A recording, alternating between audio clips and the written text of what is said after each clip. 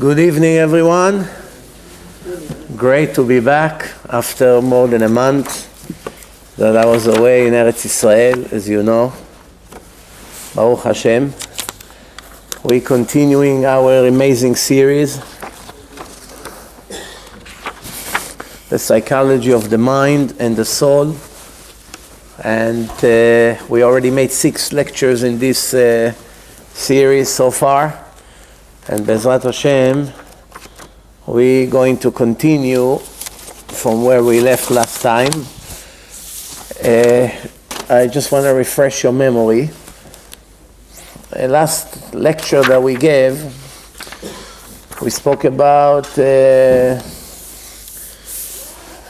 people that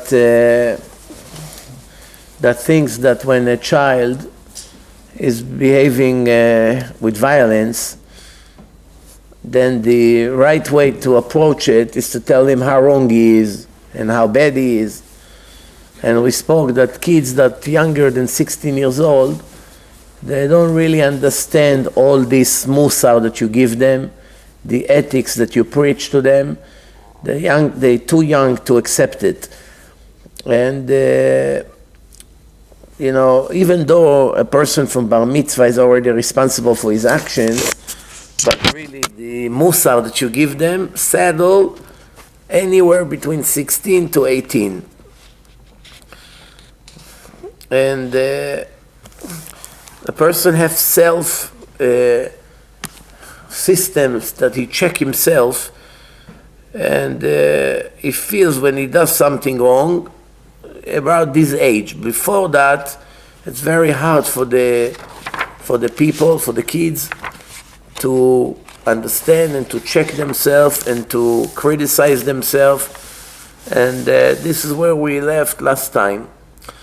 We also mentioned, if you remember last lecture, that by constantly speaking negative to the kids, we take away their energy and their desire one day to change. They look at everything as black, and they say, well, since I'm such a loser, and my father or my mother, they constantly tell me how bad I am, how stupid I am, anyway, I have no chance to succeed. So therefore, why would I even try to succeed? If I'm a lost case, let me already do whatever I want. And that's how they convince themselves that since they don't have a chance to ever be righteous, or to ever be successful, or to ever be smart, at least let me enjoy this world. And then from this moment on, they throw everything away, no ethic, no musar, no nothing. This is the conclusion of last lecture. Today, we continue. Some of the kids, as you know, they lie. You come, you ask them if they did something wrong. They don't say, yes, I've done something wrong, I'm sorry. I should have not do it. I know it will not happen again. Usually it doesn't happen. Unfortunately, when you approach them and you tell them about something, you know they did it, but they lie. It wasn't me. I promise you it wasn't me. Then you begin to give them a speech how horrible it is to be a liar. You're not allowed to lie. The Torah says, midvar sheker tirchak, you should stay away from lies. You understand? So this is usually how it goes. The parent come and attack the kid. The kid tried to defend himself by lying. And then you give them another speech, how horrible it is to be a liar, and when is he going to stop with the lies. So when a kid is lying, what is the right way to address the issue? You have to tell him, right now it's hard for you not to lie. It's hard for you, because you're still a kid. Bezrat Hashem, when you grow up and you will behave like adults, then adults don't lie. You will tell him, I know you're lying. I'm not a fool. You cannot fool me. Right? And so he obviously understands that he does something wrong, but you give him hope for the future. In few years you'll be older and you will know how to speak like adults, because adults don't lie. Or like a tzaddik. Tzaddikim don't lie. So when you speak to them in this way, you reach the same thing. First, they know that they're lying. They know you're not a fool. They know that you know that they're lying. But at the same time, you're giving them hope for the future. I know that one day when you grow up, you won't continue to speak things that are not the truth. So it's actually saying the same criticism, but in a way that you don't put him down and make the situation worse. Some teachers, they scream at the children, stop it, be quiet, you're chutzpah, you have chutzpah, you're arrogant, get out. That's most of the teachers. And that's very, very devastating and destroying the kids. The proper teachers, the way they talk is, I understand it's very hard for you to listen right now. I understand you want to jump. I understand maybe you want to go out, relax a few minutes and come back when you come. Maybe you take a pen and a paper and draw some things and occupy yourself with something you like to do right now to relax. Like this you don't disturb others. You actually say the same thing, but in a much proper way, in a positive way. So worst comes to worst, he goes out a few minutes and he comes back. Or he's going to play with something. Like this, he doesn't disturb the class and you don't put him down. Be quiet. Sometimes they say worse things than that. You're loser, you're annoying, you're chatzuf, you're arrogant, I can't stand you. You know, words like this, it's mamash killers. Mamash a killer. You should know one thing.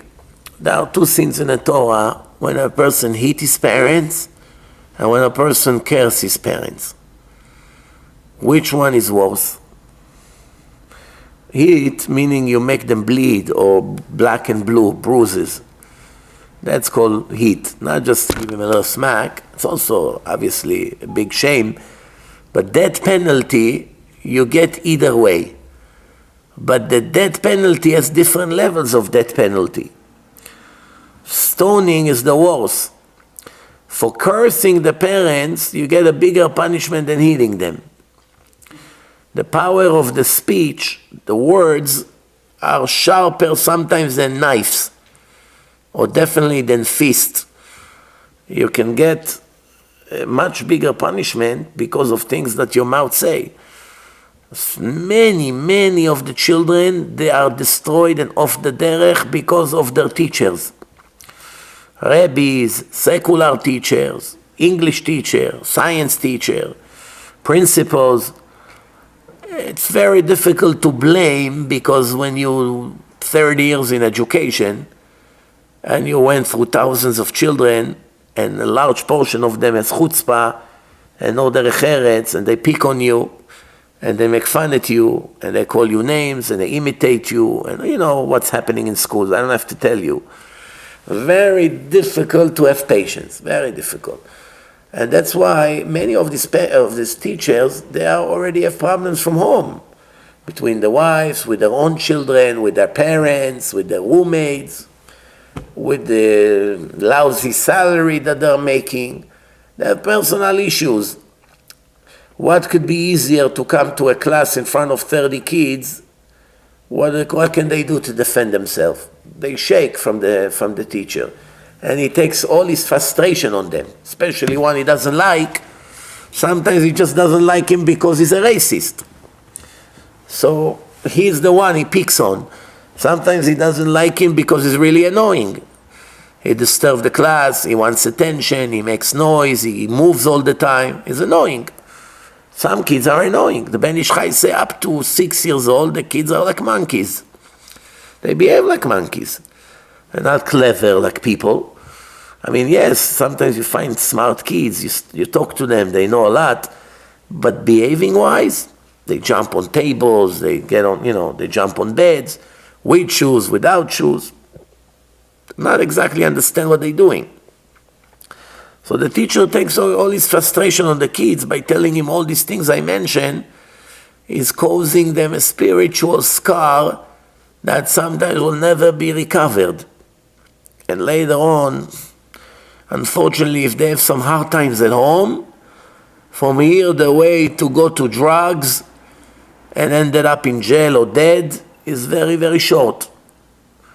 If you only knew what's happening in our communities, you won't believe how many children are dying, how many children are off the derech. Some of the reasons are what I just mentioned. That's why it's mamash like if a person gets you very angry, is very annoyed. Let's say you have a gun with license. Like in Israel, many people walk with guns because of the security situation. So if someone gets you angry, you consider taking the gun and shoot him? You're a teacher. One of the kids annoys you. So what are you going to do? You're thinking maybe I should just take my gun out and kill him? Usually it doesn't happen, right? I hope so. You know? So you don't really consider killing him because he's annoying. But words is sometimes worse than killing. The damage it makes, it's a permanent damage.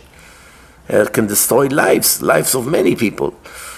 In Chinuch, we have to find ways to motivate the kids to do good things. This is very important in Chinuch, for parents and for teachers. Give them a reason to live, give them a reason to grow, give them a reason and hope for better future. Motivate them to move themselves and start moving and doing and investing. Do not confront with them and hurt their personality. Give them some desire in a clever way that they would like to do it and to enjoy from it. You got to be clever, you have to be creative, how to motivate the kids to be successful. I have a friend, his son already finished the Gemara, the Shas 3 times. He's young, he's not even 30 years old. When he was 22, I think he already finished the Shas 3 times, maybe by now more. I asked him, how did you do it? How he learned so much, so many thousands of pages of Gemara. He said to him, I made competitions with him. If you're gonna, by this date, if you're gonna finish this, you're gonna get this prize. I constantly motivated him with prizes and all kinds of things. And it became like a competition between him and his dad. It was very clever to motivate him. You understand? Sometimes kids, they like things that are on the border between positive and negative. Like too much sports, they want to play electronic games. Things that are definitely more negative than positive. Even though you may find some positive things in it, the problem is too much of that, it's becoming an addiction, then they neglect everything else. They don't want to learn anymore. But if you're clever, since they'll do it anyway, you cannot prevent them, you try to prevent it from their life, they'll do it behind your back. So you create a system that every time they will perform very well in school, every 100 they get, they'll be able to play for an hour. So they earn it. So now they come with pride. I got 100 on this, I got 100 on that, it's 2 hours. And he play basketball on his game. Now remember, one way or the other he's going to play. If not, you're going to fight with him, you destroy him. He's going to rebel completely. So at least you use it as a system when you know he likes it so much that he will like to earn it because it's so important to him to play or to go play with the kids' sport. So at least from that you get him into the learning, to motivate him to do things which are better in school. Or you tell him, if you prepare a nice speech for the table on Shabbat about the Parsha, 5-minute speech, for that I'll give you such and such. Oh, you want this kind of sneakers? It's too much money. Let me take you to Walmart, buy you made in China for $20. No, I don't want it. Don't embarrass me in school. All my friends have nice shoes. I'm not gonna wear this. Listen, I'm not binded by what your rich friends buying. You need sport. You need shoes. Here is shoes. It's good shoes. Well, it's not a brand name. No. Better you don't buy me shoes. All right. You want those shoes? No problem. And the next month you prepare 4 beautiful speeches every Shabbat about the Parsha, this and that, or Gemara. You come to me. You finish this page. I test you on the page. If you know it, I'll buy you those shoes. Worth it for you. You cannot give them what they want sometimes. everything they want, you say no, no, no, no, no, they translate it as my father hates me. Sometimes you have to surrender a little bit to the Yetzer Hara, but you have to know where. Some things, the world will just be destroyed, you cannot surrender, no matter what. Some things, you can be lenient, depend. They'll get out of it. Some big mechanchim, they tell you, if they only do sport, you can live with that. And then he say, I myself used to be in sport a lot. Now I'm a big Rosh Yeshiva. It's not so easy what he says, because the sport in his time, when in the 1960s or 70s, there were no commercial with naked women every 2 minutes, in between one play to another. It was a little bit different television back then. There was no internet, none of those commercials popping up. It's a different world today. But if there's a way to do it in a kosher way, only if there's a way to do it in a kosher way, and to give the Yetzer Hara some food from time to time, and by that you achieve lots of learning and progressing in school, sometimes it's worth it. You sacrifice one little thing to get something very big. There could be, you should know, one of the hardest things for a human being is to be criticized. People hate when they are getting criticized. Many times you find people tell you, I don't mind when people criticize me. I don't mind. It's a lie. They mind very much. Every person has ego, some more, some less.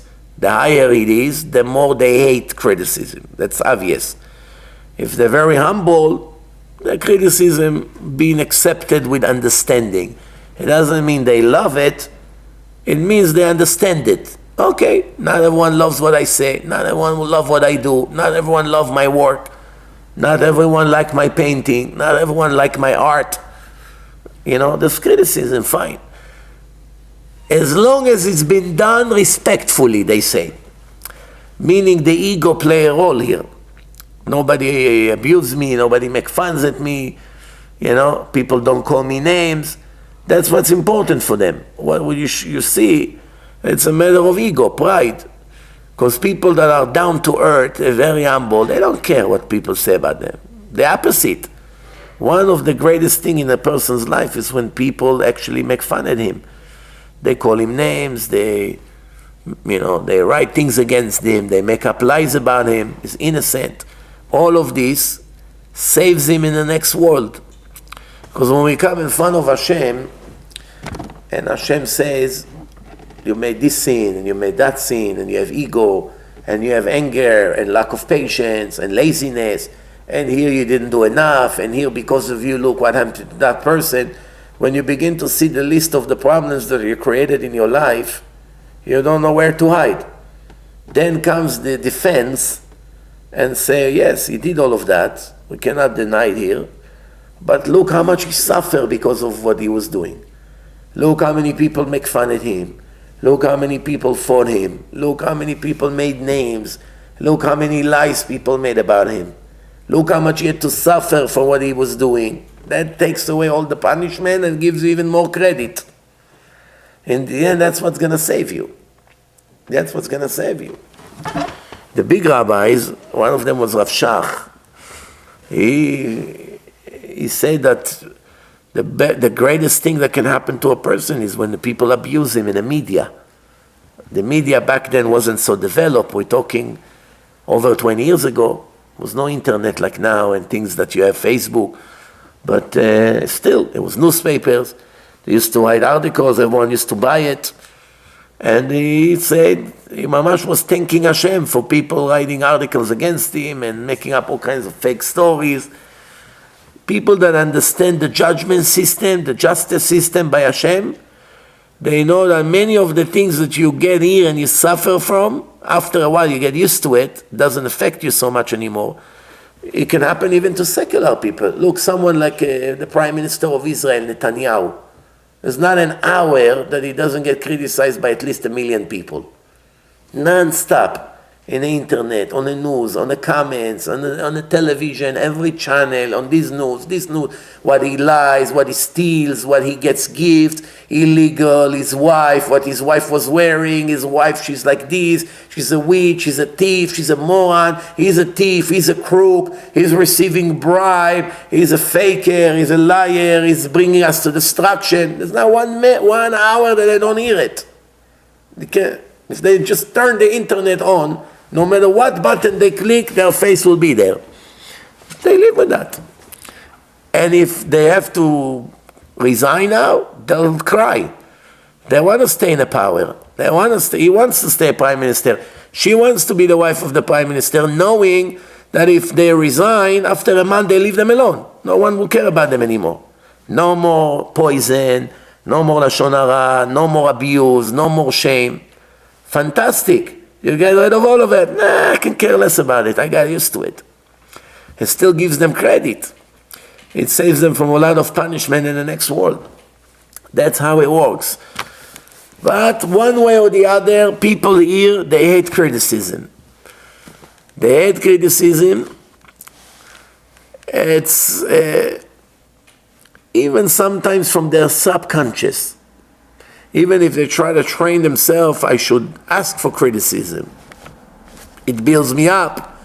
It improves me. It makes me better. The person that criticizes me is my father. He means well. It's my Rebbe. He loves me. So what's wrong? Good. Tell me what's wrong. No. From the subconscious, the person suffers to hear criticism. It creates tension. One of the biggest things that creates tension between people when people meet is that everyone has to defend himself from the other. Reuven and Shimon are meeting. Immediately as they meet, there is a self-defense system that begins to work. Sometimes it's automatically from the subconscious. You don't even realize it. How are you, buddy? What's this? I missed you. How you been? You feel comfortable with him. Without realizing, as soon as you walk in, the system already started to work. Right? Meaning, how do I dress? Everything is okay. How do I sit? How do I talk? What will I say to him? What does he think about me? All this is a defense system. Right? And what he will think about me after the meeting, how successful the results of this meeting would be. While you're sitting, you're constantly on the defense of what can happen, what may happen, what should I say, what will happen if I say this, should I say that, should I not say that, will he get upset, will he get angry, will he criticize me, will he wants to stop to be my friend. Usually people feels up each other when two racists meet. They don't say right away to each other racist jokes about Obama and his wife. Not right away. They see it, they hint.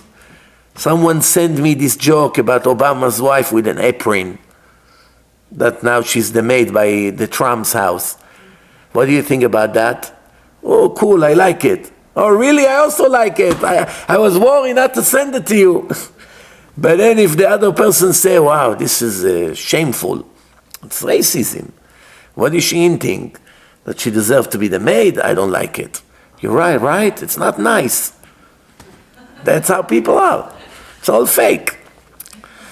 They feel each other. One of the greatest relief when two wicked people meet and they discover that the other one is just as bad as me. Meaning I can feel free to do all my crimes in front of him without worry. When we go out, or when it comes to drugs, when it comes to women, that's how it goes. People don't feel comfortable next to someone that is too righteous. Don't bring him with us to the club. Why? This guy's too religious for clubs. So what do you care? He's standing on the side. He's not dancing with the girls. It makes me feel bad that he's on the side and say, Moishi, come join us. No, I don't go dance with women. Stay in a corner. Not supposed to go there to begin with. But he already fell going there. But he won't agree to go to the next level. So the ones who are feel guilty. Why you brought this pin on the neck? What is it doing to you? Sitting on the side and drinking Coca-Cola. What's the problem? What is he disturbing you? Doesn't say anything. No, you shouldn't bring him.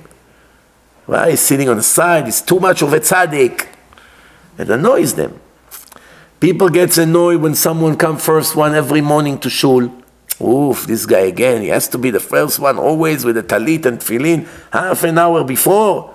Or when you come to the mikveh, he's already finished, always before you. Or he's always the first one in the yeshiva to accept Shabbat and be in the shul. It annoys the wicked people. The wicked people also suffer when they see someone succeed in religion.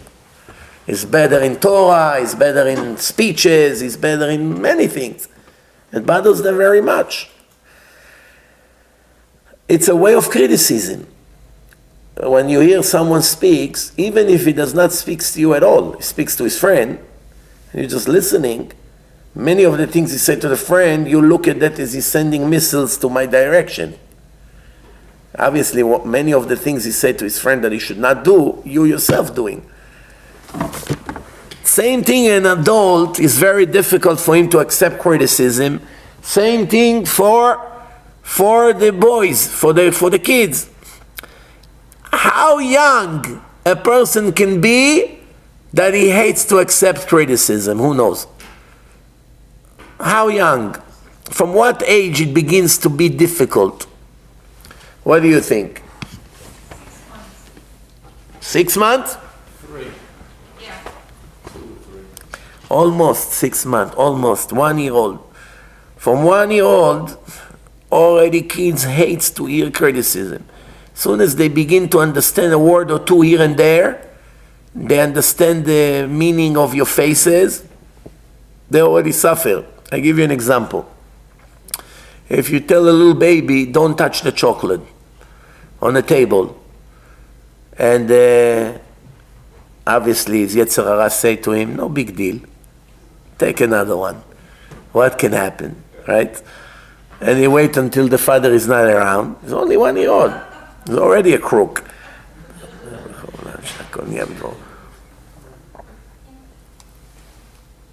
As he's biting the chocolate, the father showed up. So what is he doing? No, he turns to such a position that from where his father's standing, he won't be able to see that he's eating. So you come to him, Moishi, what have you done? He turns his face to the other side. You come from the other side, Moishi, and turns around. He cannot look at you. 1 year old. He already ate criticism. That's how he defends himself. He runs away. If he could fly out, he would fly out. So you see, from a very young age, people hate criticism. We have to find a way to build such communication between the parents and the children, or the teachers and the children, in such a way that it will not be built on too much criticism. Since people hate to be criticized, we got to find ways to replace it.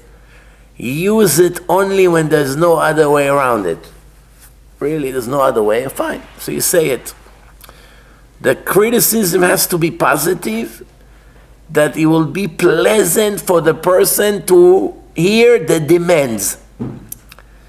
For instance, when you have a worker, when you want her to do the job better, you're not happy by the way the receptionist functions. You can come and say to her, I'm very sorry, the one who used to work here before, as soon as I hint to her something, she knew everything. By you, I have to explain 10 times and you still do it wrong. Then you kill her, that's it. If she had a little confidence, it's gone. So what do? You first have to tell her, by the way, I know it's a new job, it takes time to learn, don't worry, I have patience. Baruch Hashem, look, you're doing this already great, and you're doing this already great. Many of the customers already like you. I'm sure that your future here will be great. Just one little thing about this, if you don't mind, when it happens, make sure you do this and this and that, if you don't mind. Very difficult for her to get angry after such a beautiful praising. You praise her so much, you give her in the end a little comment, it's no problem. Usually the way to achieve things is first to compliment the person a lot. I'll give you an example. Obama complimented Benjamin Netanyahu a lot. He's a great prime minister. He even made a commercial for him for the election. Yes, before he knew he was going to be the president of the United States. He actually performed in a commercial why Israelis should vote for Bibi. So because of that, Bibi now felt the obligation to say how great is the idea to build a wall between United States to Mexico. Even though he knew the Mexicans will become furious and it create a diplomatic problem, he had to pay back to Trump. After he got so many compliments, my turn now to support his decisions that are being criticized. This is how it goes, right? So when you actually giving a lot of compliments to someone, he owes you. He feels that no matter what you tell him, he's willing to accept. If you only criticize him and bring him negative things, it's not going to work. He may do it now because he has no choice, but believe me, he already is thinking, when will I be able to get rid of this pest? Naturally, the kid is disappointed from himself. When the kid is disappointed from himself, he doesn't want to put efforts to achieve any achievements. That's why he's failing. He hates himself. After he heard so many negative things about him while he was growing up, I'm a loser, I'm foolish, I'm idiot, I'm this, I'm stupid. My father told it to me 5,000 times, my mother another 5,000 times. My Rabbi thinks I'm dumb. Everyone around me thinks I'm dumb. So I'm allowed everything I want. Anyway, no one expects from me anything anyway. Then the little Yirat Shamayim he had, he got rid of it. Why? I have nothing to lose already. Then he gives up. It's called Yeush, desperation. The desperation settled deeper and deeper to the point that he already convinced that he has no chance to succeed even when he desperately wants to succeed. Like he go on a test, he failed. Why he failed? Because while he was learning, in his subconscious, he's already so convinced, I have a bad memory, I am so stupid, I cannot really understand this. He already convinced himself, there's no chance, that's it. It's very difficult now to succeed. This is the power of words. I give you an example. You can actually talk to your brain every day, a few minutes, and tell the brain whatever you want the brain to do. Don't send me pain to my back. It's false pain. I don't have any problem. You worry for nothing. Stop sending pain. I'm perfectly healthy. I'm young. I'm running. I can carry heavy things. I can bend down. I have no problem. I don't have a problem with the disc, nothing with the nerve. Everything is perfect. Stop sending pain. You have nothing to worry. You talk to your brain like this few weeks, the pain is gone. Why? The brain got the message. The brain is like another captain on a boat that gets orders from base or pilot. Make left, go right, 45 degrees to the left. Whatever he gets, that's what he does. It may take time for the brain to be convinced there's really no danger, but it definitely helps. Also, if you talk to yourself, I can do it. I can do it. I'm smarter than this opponent. I'm going to be a lot better than him. I can do it, I can do it, I can do it. You begin to be convinced that you can do it, and you get energy you didn't know you have. It's very interesting how it works. The power of words. So like I said, therefore, if the parent is sending the kid empathy, that he understands him, and I understand that you prefer to play basketball than to prepare for the test. But I know that if you really want, you sit and you learn, you're going to get 100 on a test with no problem. So you don't come, what's wrong with you? You fool! What are you going to play now? You have a test tomorrow. You want to fail on a test? You loser. You have no brain. Now it's the time to play. Huge damage. I know you, Yetzer Hara wants you to play basketball. Perfectly normal. But think about the test. See, 2-3 hours, you learn, you get 100, you celebrate later on for years. You enjoy 1 or 2 hours in a basketball, you fail, messed up all your future. It's worth it. This is the way to talk. Make the kid relax.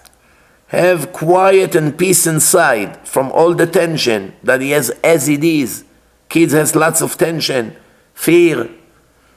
They also fear to be a loser and to be failures. That will give them the right energy and power to work hard and succeed. Many things can be reasons that cause tension and blockage, blocks people from doing things. Therefore, if there are things that blocking you, your power of will is shut off. There's a power of will. It goes from 0 to 100%. It's like a dimmer with a light. You go a little bit light, a little more, until you go to 100%. If it shuts to 0, it's complete darkness. How do you ignite it? How do you increase the power of will? You know, sometimes, first of all, you don't know what caused the power of will of a person, a kid or an adult, to be off. What got to a situation doesn't want to get out of bed, doesn't want to go. Tell them, I found you a great job by my friend. $500 a day, cash. Psh, little kid, 20 years old. You make fortune. 2-3 years you work hard, you'll be a rich guy. I'm on vacation now. That's what the answer. What do you mean you're on vacation? Leave me alone. The job is waiting. I don't care. What's happening here? No power of will. Doesn't care what's going to happen with his future. Only want to lay in bed, play on his computer, watch sport, and watch movies. Millions of Americans are like that, in case you didn't know. So now the parents are helpless. Well, what are we going to do with her or with him? What's going to happen? So, I repeat, there could be many reasons that cause tension, eternal tension, and stop people from doing things. So the power of will is totally shut. And he is not putting any efforts according to his potential. He can have a huge energy and power to succeed, but his power of will is on off. At this time, instead of looking for the reason that caused it, not always we're going to be able to know what's the cause of this, that it shuts off.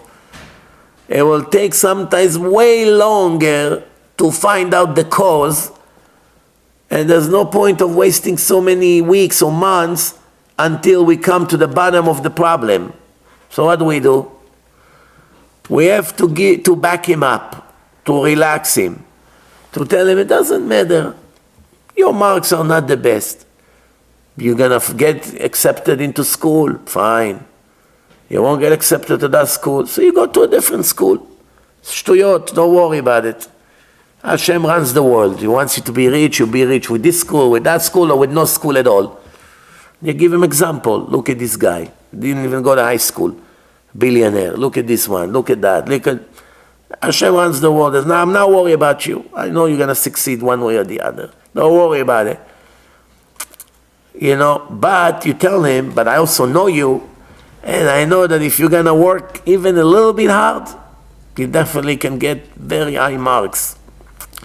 Now you're beginning to turn off the power of will, to turn on the power of will.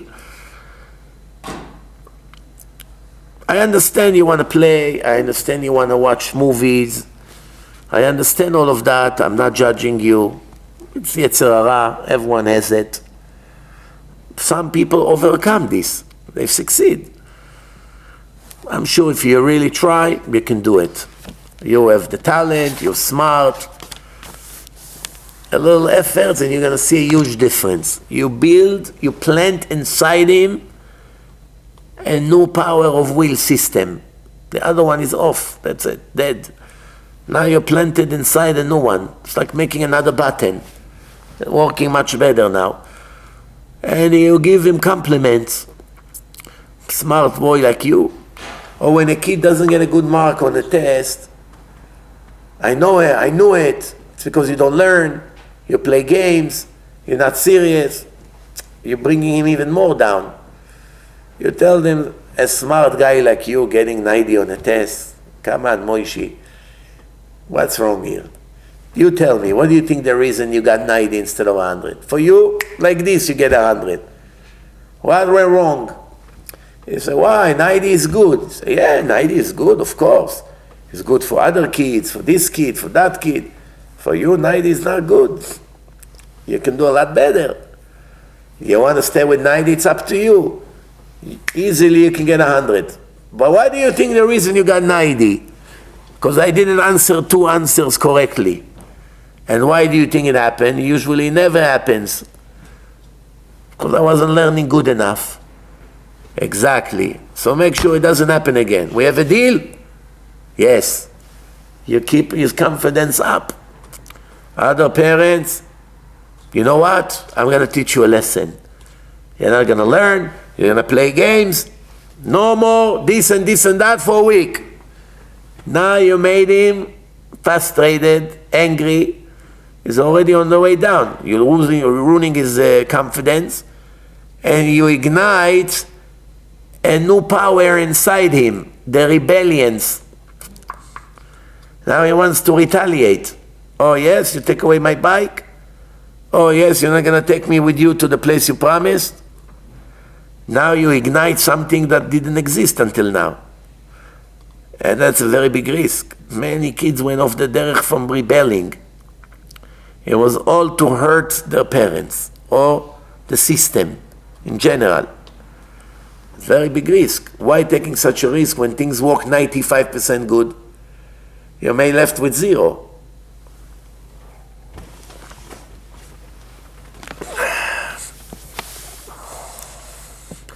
The Gaon Mivilna talking about the verse in Proverbs 12, verse 18. This is what it says, יש בוטה כמדקרות חרב ולשון חכמים מרפא. When a person is speaking too strict, it's like swords, like stabbing people with swords. The language of the Chachamim, people that are knowledgeable, wise, it's like a medicine. You can achieve with the smart, wise talk to a person sometimes more than with a strict approach that you're putting him down and you're making him lose his confidence. It's becoming like a sword. The Gaon Mivilna explained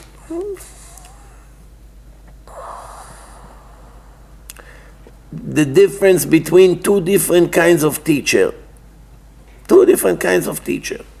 One is rebuking the person, but does not teach him how to improve. You're doing this wrong, you should have not done it, it's against the Torah, you're making Hashem very angry, this is the punishment for it. Okay, you got all that. But you don't say a word about this is the way to get out of the problem. You should start doing this, you should learn this, nothing. How to improve, he doesn't say. The other teacher is rebuking the person, but at the same time he teach him how to fix the problem, giving him hope for a better future.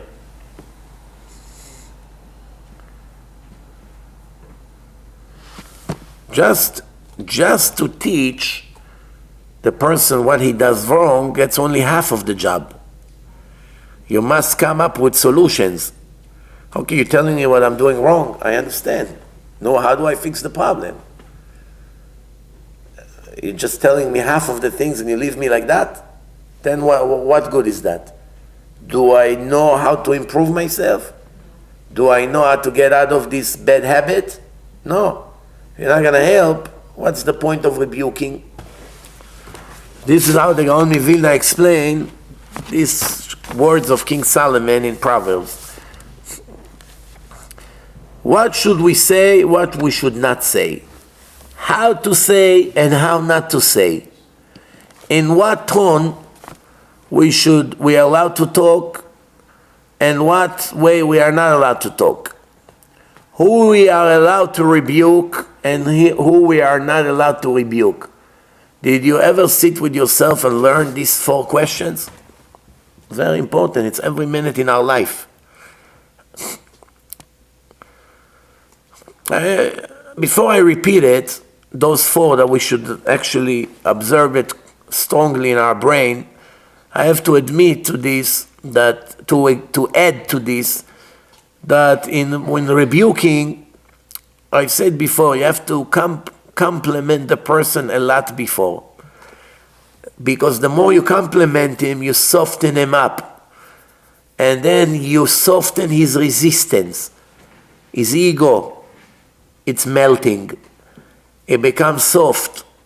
He receives the rebuke, observe it, and starting to get convinced. Why? Because he doesn't look at it as a personal attack or an attempt to put him down and to show him how stupid and failure he is. No. The opposite. He realizes that you care. After all, you give him so many compliments, so obviously you like him. So it's not an enemy. It's not someone who tries to put me down. It's actually someone who holds highly of me. Then it's worth it for me to accept an advice for him. It's very interesting. How much you can achieve by saying few more sentences. You know? Now, there are 4 issues here that everybody has to learn it. If you don't learn it, how are you going to know? What you're allowed to say, what you're not allowed to say. How to say. Finally, what you're allowed to say, there's ways to say it. If you say it wrongly, that's very bad. You can achieve the opposite results. In what, you know, when a person speaks, there's ways to speak that sometimes it's harsh, sometimes is with empathy. The person, even if you say the same exact words, the tone that you speak make a huge difference. I give you an example. You say to your kid, Aaron, why are you doing it again? That's one way. Aaron, why are you doing it again? Do you understand the difference or no? On the first way, the chance to achieve something from him is almost 0. And even if you will, it's only because he's afraid of you, so it's a temporary achievement. It's false achievement. As soon as he becomes independent, he'll kick you from the window. And sometimes he will end that on purpose, he will do the opposite. Why? Because the way you spoke to him. But if you come to him, why are you doing it again? You can add, sweetie. Right? That changed the whole thing. Oh, I'm sorry, Abba. That won't happen again. I promise. I'm sorry, I forgot. There's a whole different reaction. Who we are allowed to rebuke and who we are not allowed to rebuke. If we know that a person hates rabbis, he's a clown. Wicked clown. Who all he does is make fun at religion and rabbis. And the rabbi knows it. Is it going to help that the rabbi come and tell him why you're breaking Shabbat? It's a waste of time. It will only cause a reaction that will actually make things even worse. It will say more words against, and more anger towards religion, and more curses, and more jokes. Not everyone you're allowed to rebuke. Some people, the Gemara say, better let them eat their poison and die than try to save them. That's what the Gemara say. Actually, the Gemara say it worse than what I say. I should be more precise. You probably thought I exaggerated. No. It's worse than what I say. The Gemara says, I tell you in Hebrew, like this you can check in a dictionary. Al itenu larasha v'yamut. Shove it to the mouth of the wicked that he should die. Choke him. Let him eat the poison that he should die. That's what the Gemara says. Al itenu larasha v'yamut.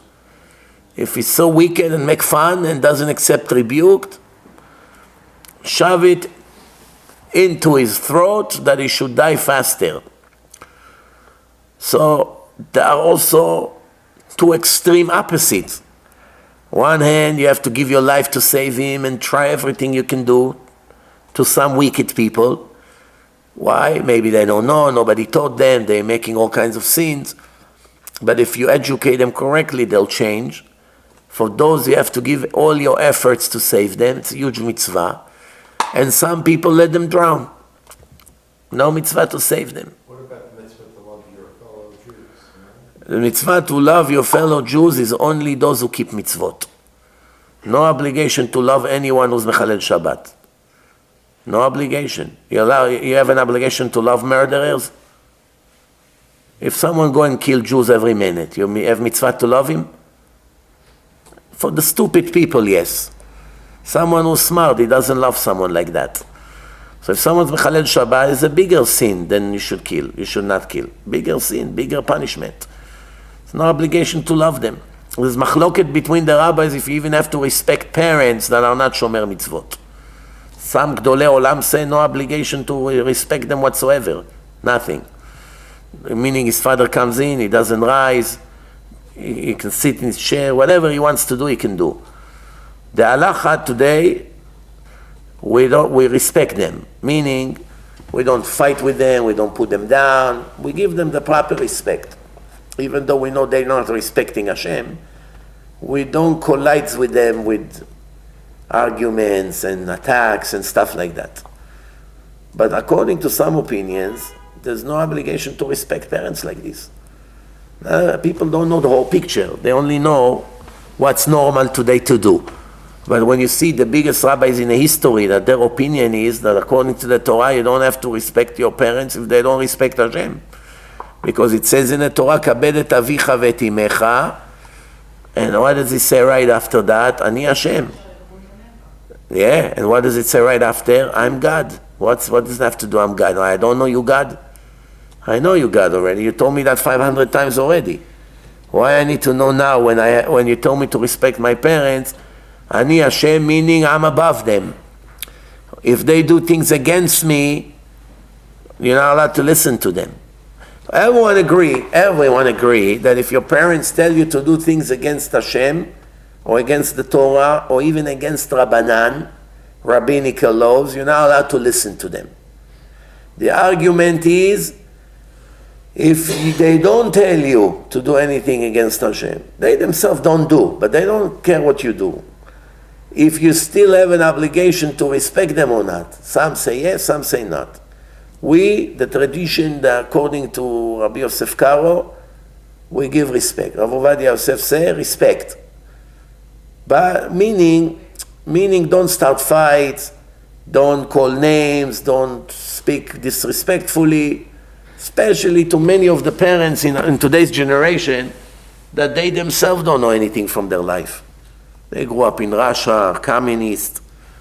Someone told me here from Queens, he said to me, my grandfather, you have to see how he suffers when he sees that so many of the Bukharian boys and girls became religious here. You have to see how much he suffered. What does he know from his life? He grew up in Russian communist. He was a communist. All his life was brainwashed against religion, against God, against stupid religious people. All of a sudden, you see almost all his grandchildren becoming religious, one by one. You have to see how much he suffered.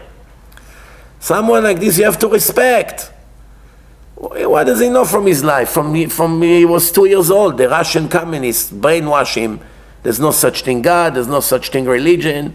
It's stupid, we can take care of ourselves. What's communism means? Anti-God, anti-religion. All religions, not only Judaism, everything. They're anti-everything. Someone that grew up like this 40 years. 40 years they feed him poison. Then he comes to America. Over here nobody brainwash him against religion. Freedom of religion. He still cannot make the switch in his mind that they fed me poison for 40 years. It's already settled. That's very difficult to change. So imagine when he sees children becoming more religious, this guy grow a beard, she's already wearing dresses, and then his granddaughter doesn't want him to kiss her. All kinds of things that happen. It drives him crazy. He looks at religion as it is, as a crazy thing. And now it's affecting me, my daughter, my son, my children, my grandchildren. They don't know any better. Okay, let's move on.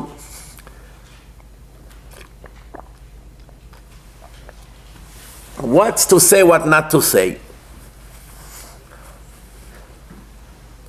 Sometimes if you say something, it will make things worse. I give you an example. If you have a guest that is not Shomer Shabbat, and he's about to leave the house and he has his glasses in his pocket, if you tell him you're not allowed to walk out with the glasses now on the street, it's Reshut HaRabim, on Shabbat, is he going to listen to you? He needs reading glasses, he needs it. What is he going to do? Say, oh, yeah, I'm not allowed? Okay, keep it, I'll come back Motzei Shabbat all the way to pick it up. It's not Shomer Shabbat. So he doesn't even know it's not allowed to take the glasses out. So if you don't tell him, worse comes to worse, it's an unintentional sin. It's not a death penalty. If you tell him now you're not allowed to go out with his glasses on Shabbat, and you know for sure he's not going to listen, he's not the type to listen. If you know you're a big rabbi and he's out of respect, he's going to take it off, then you can tell him. But if you know he's just his friend, neighbor, someone in the neighborhood, and you know he's not going to listen, better not to say anything. Why? Because now when you say it, he's going to do it on purpose, and now he deserves execution, stoning. Because now he breaks Shabbat, knowing you're not allowed to take from the private territory into the public territory anything. Even a needle, button, nothing. So now he knows, and he did it. He made it b'mezid. So you have to know when to say and what to say and how to say and who to rebuke. People that hate religion, people that are violent, people that make jokes, clowns, everything they take not serious, you don't have an obligation to rebuke them. Especially when you know it's only going to make things worse. They start with a speech, with jokes, making fun, speaking against Moshe Rabbeinu, speaking against Chazal, speaking against the rabbis, against the Gemara. Better be quiet. You have to know. Sometimes you need experience in life to know who to rebuke, who not to rebuke. The best way today, I tell people, don't go into arguments with anyone. Just hand them CD. Purpose of life, Torah and science. Listen, watch this, you'll be amazed. What's this? Amazing. It shows a lot of scientific things, and then it shows you how the Torah from 3,000 years ago knew all these things. Unbelievable. It's very, very interesting. You will thank me. Words like these make them curious. What is he talking about so much? You know, I told many people who called me to argue with me about the age of the world, the age of the universe, I should say. I told them I can argue with you now for 10 hours, but someone is much better and much more knowledgeable than me. It's an American non-Jewish scientist. I put 2 of his films in my website. After you watch them, you would laugh at all these fools who claim that the world is millions of years old or billions of years old. You would laugh at their nonsense. Watch what the scientists show, you'll be amazed. You'll get the shock of your life. Did I leave him a choice? He's dying already to watch it. Where? Well, after he watched the film, his tongue freeze for a year. He cannot talk from the shock.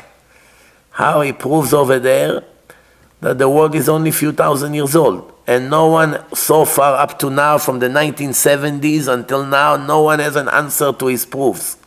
No one, no scientist was able to contradict his proof. He has two very good films. One is the young age of the creation of the universe, and one is the fingerprints of the creation. Robert Gentry, American scientist. Very interesting. He shows what the scientists claim and how they discovered it, the methods that they're using, and he shows you that none of it's scientific. It's all baloney. None of it stands according to the terms and the examination of science. It's easy to fool people that are ignorant, that they do not know even the basics in science, and to tell them that this scientist proved and that scientist proved and that research proved, when in the end the word proof and what they actually found is completely different. A proof, scientific proof, it means no one can contradict it. 2 + 2, it's 4. Anybody can contradict it? Nobody can contradict that it's 4. You can try as much as you want, you'll never be able to contradict it. This can be proven in 1 minute. Let's move on. There was something that happened with the Chazon Ish. Chazon Ish was one of the most important rabbis in the last 100 years in the world. A huge, giant Talmid Chacham. Somebody asked the Chazon Ish if to rebuke his children for what they do wrong. What do you think the answer should be? Your children do things that are not proper. Should you rebuke them or no?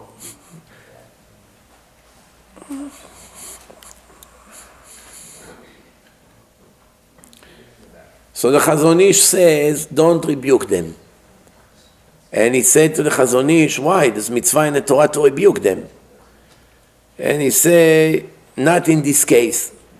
If you will rebuke them, it will only make the things worse. Will make things worse. Not only that, they will hate you after you rebuke them about it. They will create hate between you and them. In a case like this, you're not allowed to rebuke them. If you know it's going to create hate. Kids in this situation, I don't know what was the situation. It was probably something delicate. They are unable to hear rebukes. It will only cause them to hate the one who rebukes them. And Chazon Ish explained that it says in the Torah, Al tochach letz pen isneecha. There are people who are falling in a category of letz. The typical explanation what letz is, it's a clown. Someone that does not take things serious. Someone that makes fun. Someone that makes a joke about everything. Someone that is very light-headed. Or someone like a kid, very young. Is not capable of accepting the rebuke. So someone like that, if you actually rebuke them, they will automatically respond by hating you. And therefore, you're actually making a sin. Because the Torah said, don't rebuke this kind of people. You can rebuke an adult with a head on his shoulders that can start a conversation with you, ask, answer, ask questions. Someone that respectfully argue. That's a different story. But someone in the list I mentioned, it's not going to achieve anything. That's why I always say today, don't even get into arguments with anyone. Just watch it, it's amazing. The most amazing thing you ever watch. He will watch, fine. He didn't watch, it's problem, his problem. Well, you can tell them certain things, but the point is, I don't know exactly what they asked the Chazon Ish about. Probably it was something that he knew that by telling the parent, the children, then it will create hates between them and the parents. So he's saying in this case, it's lifnei ver lo titen michshol. Since they're not going to listen anyway, they're only going to create hate. Once you're not allowed to rebuke about something specific to someone specific, by doing it, you're actually breaking the rule. Breaking the rule. You try to save them, and you create tension and hate. That's why I say to people, many of the Baalei Tshuva that I had over the years, as soon as they become religious and they see the truth, what's their first reaction? They want to save the whole world, starting with their own parents. So they come home, what kind of parents you are, like goyim, look at this, you're cooking meat and cheese, and it's not kosher, and the meat is not kosher, you're feeding me all these things. And now they begin to be the rabbi of the house. And the parents' life is switching from one side to another. They're afraid to do things, they're afraid to talk, what you're saying, why are you watching this thing? It's very difficult to see your parents committing such horrible sins and to sit still and relax and calm and not say anything about it. Very difficult. It's very big nisayon. But on the other hand, it's just a matter of days, sometimes hours, that a real war would start between the kid and his parents. They never went to a seminar, they never watched the CD, they don't know what you're talking about. They hardly believe in God. You're coming and telling them that this is not allowed, and this parsley is full of worms. They think you're crazy. And it's again and again, and every 5 minutes is something new. Very big mistake. Don't say anything. All you have to do is to convince your parents to watch Torah and Science. Really, that's it. I have a great film to show you. No, leave us alone. We're not interested. Watch it with me together. For me, do it for me. Please. 1 hour watch, please. You're crazy, 1 hour? Okay, half an hour. Hoping after half an hour they would like to watch the rest, if they're normal. And that's how you can save them. After they watch it, one guy wrote to me, my mother is in total shock. She regrets she watched it.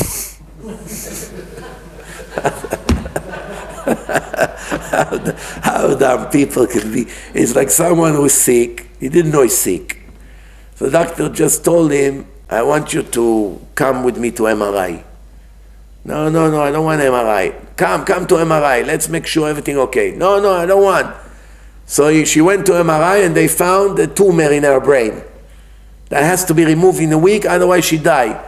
Oh, I told you I don't want to go to the MRI. This is it. She just found out that there's God, there is Torah, there is life after death, there's a purpose for life, there's reward and punishment. Instead of being happy, wow, I finally came out of my darkness, what happened with her? Oh, I wish I wouldn't know. That I should go to destruction for eternity, it's better. It's amazing how stupid we can be. Just amazing. And it's not stupid people, that's the whole point. It can be a doctor, it can be somebody educated, it cannot be a fool. Still talks like that. I wish I wouldn't know. I wish I didn't watch. Why did I listen to you to come to the lecture? Things like that. Chazon Ish has dozens of letters that he wrote to people, and he wrote criticism to guys in yeshiva that used to exchange letters with him. Back in time, there was no emails. 10 seconds, boom, send. 20 seconds, send. 10 seconds, send. No. Send the letter with the Israeli post office. You put it in your bar mitzvah, they get it by the time of your wedding.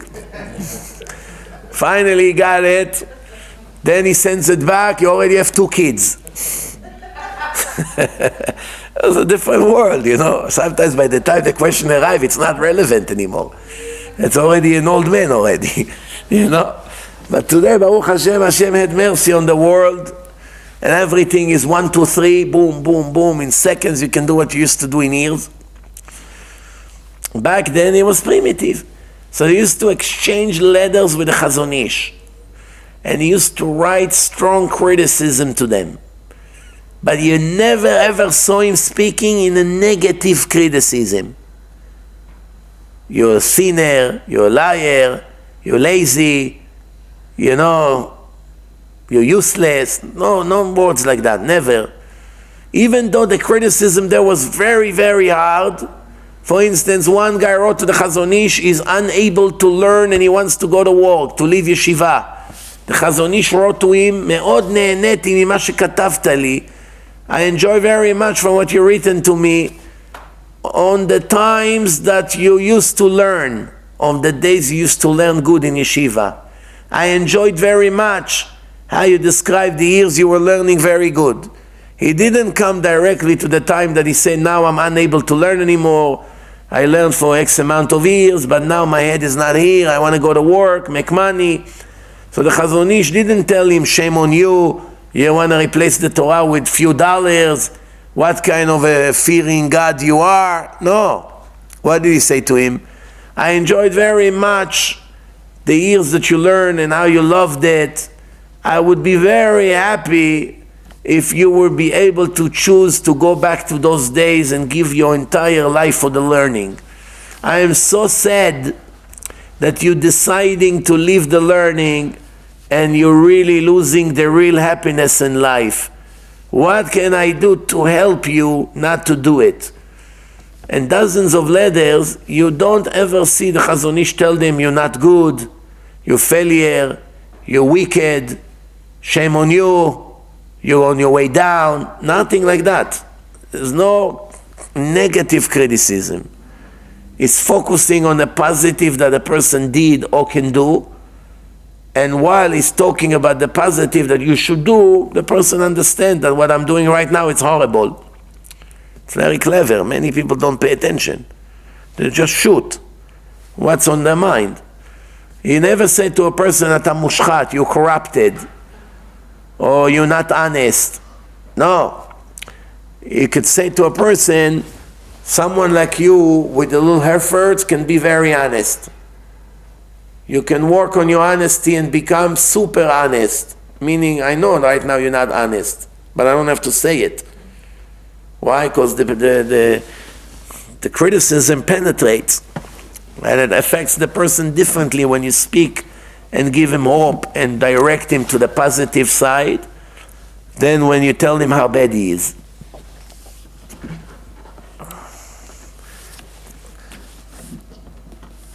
The rabbis of Yeshivat Hebron never ever blame a student for anything that happened. They never told him, you chatzuf, you have chutzpah, you're not good, shame on you. The opposite. They cry for the student who failed. And they cry when student failed and they took full responsibility on themselves. Some yeshivot today, they only worry about their reputation. They can care less so much about the students. They only worry about how prestige they are and their reputation and the name of the yeshiva. That's why to begin with, they only take the best guys. They have what you call faher. You have to prepare X amount of pages in a very high level, and it's 500 kids wants to be accepted and they have only room for 50. So they gotta take the top 50. Those who will only learn in the highest level and they're serious and they come to daven and everything is perfect with them. Why? That they can show off what kind of guys we have. It's like similar to the sport today. There's few rich teams in sport, they buy all the good players. So all the good players in the world go to 4, 5 or 6 or 7, I don't know how many teams in the world. And the rest of the teams are 10 levels less, because they don't have hundreds of millions to buy players. So all the good players go to the teams that owned by the Saudi sheikhs. You understand? They have unlimited amount of money, so they buy all the players. So now you have few big teams who worth billions of dollars, and we are the top team in the world, of course. When you pay $1 billion for players, of course you'll be the top in the world. Everyone appreciates a poor team with an anonymous player that achieves something, with a budget that is 5% from the big team. That's an achievement. You take all the best to be in you by your team. So there's some of these yeshivot, they want only the best. There's nothing really to do. They're already trained, they love to learn, they'll be sitting, they're growing, they'll be big rabbis, and we can brag that they all came out of us. If there is a guy that doesn't succeed, they blame him, that is rotten, is off the derech, is mekulkal. is spoiled. By Hebron, this is Rav Hoffman, is describing his day as a young man in yeshiva. Not once I heard that my Rosh Yeshiva, the rabbis, ever were proud in something, about something. If there was a guy that did not succeed, right away they took full responsibility. It's our fault, not his fault. We did something wrong here. My Rosh Yeshiva, Rav Cheskel Sarna Zatzal, cried in my face that he did not give me enough as he should have, as a student. Forgive me, I did not invest enough in you. Once I got engaged, Tashaz, it's 1947.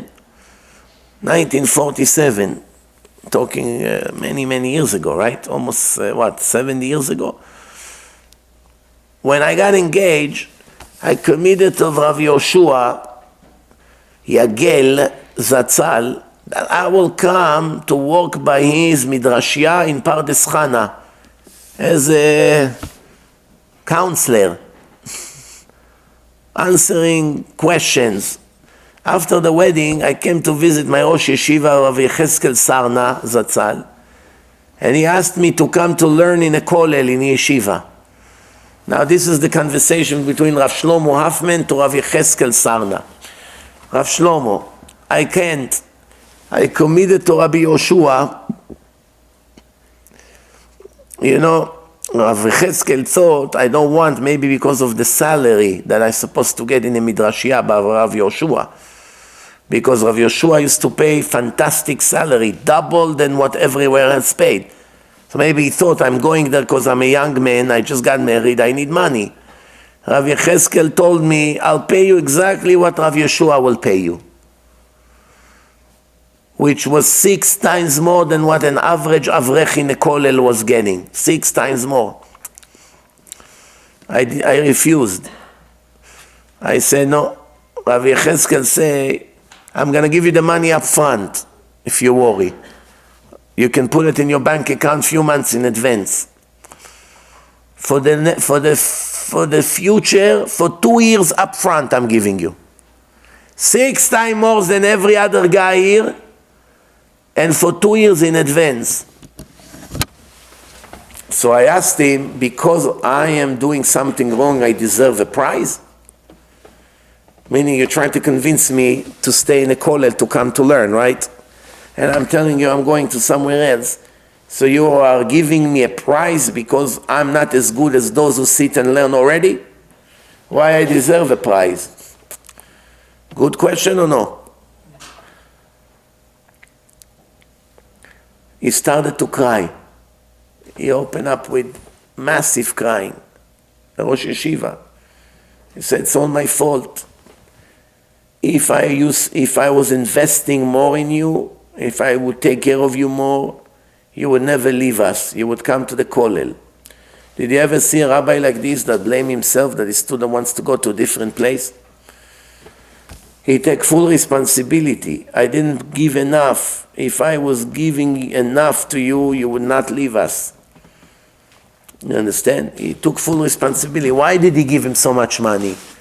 To fix the mistake he made. At least that's what he thinks he made. Shlomo Hoffman said that he gave him his life. He couldn't give him more. But he felt, maybe I did not invest enough in a student. So he started to cry like the end of the world came.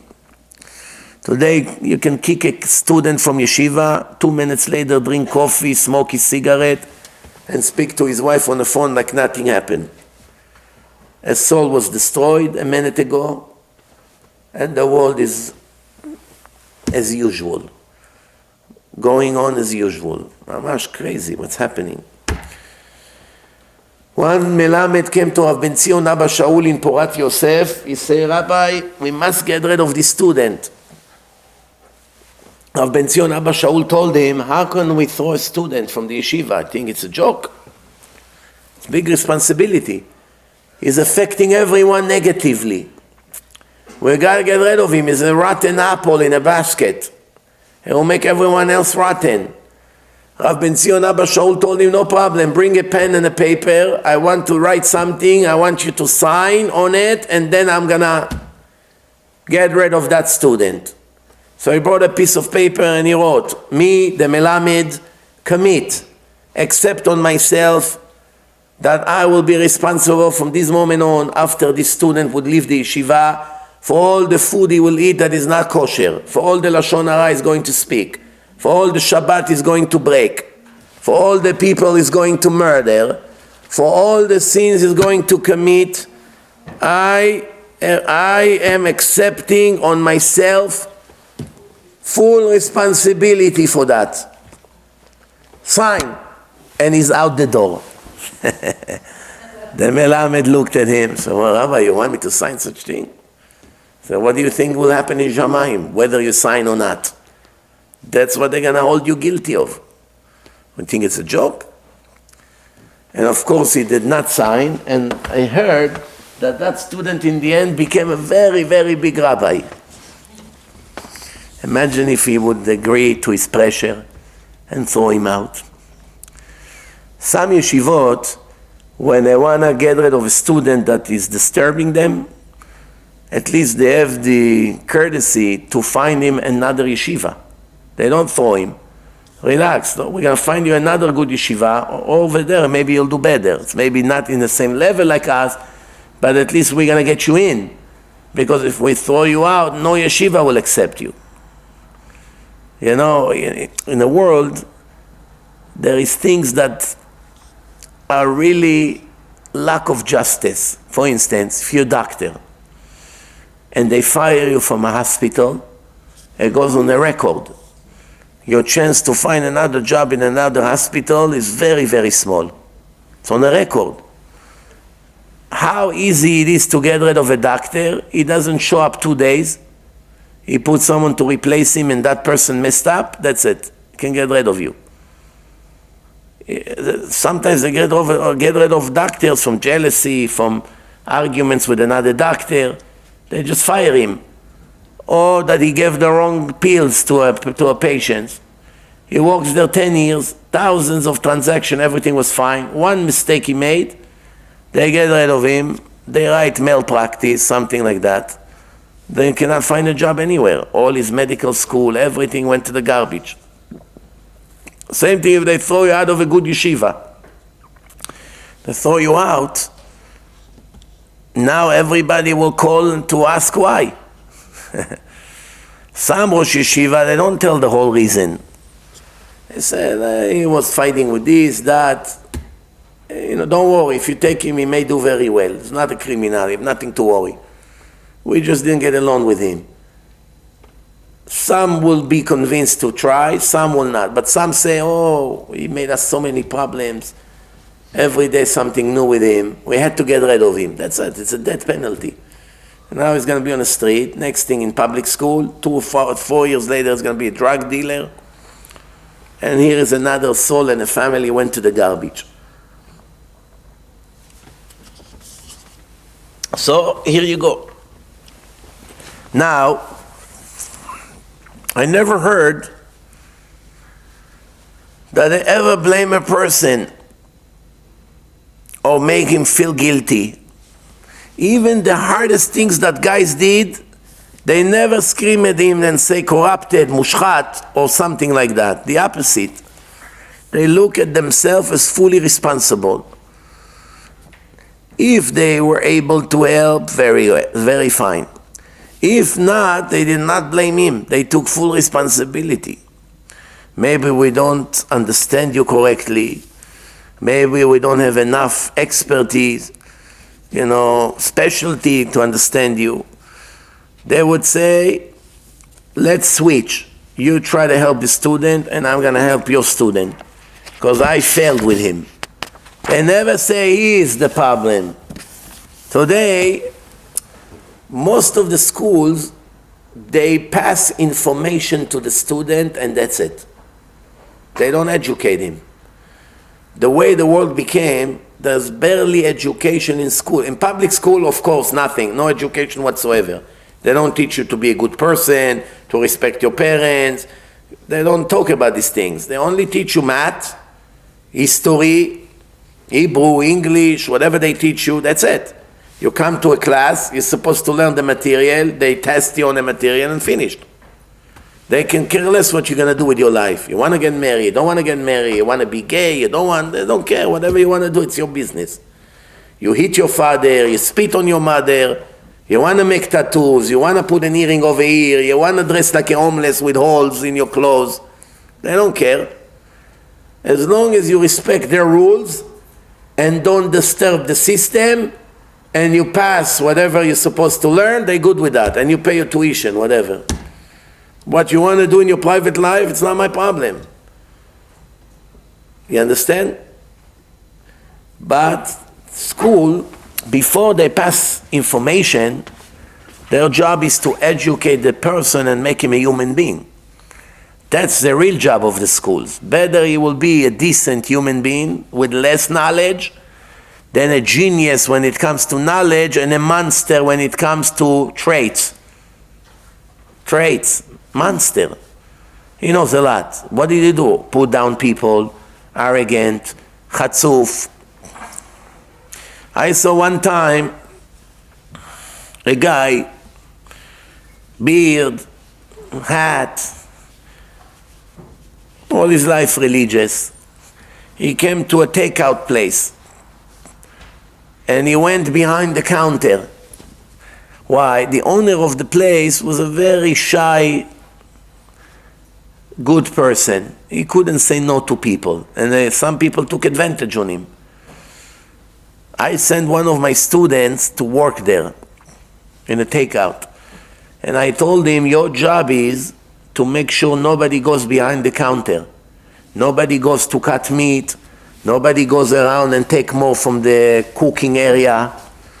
They stand like all the customers on the other side of the counter. Whatever you give them, they pay. No one goes around. No matter what, you don't let anyone in, because they became a zoo. Everyone comes, go around, take some more salads. Not to talk about the fact that it's stealing. The fact that the owner is there and is not saying anything, they already assume it's okay.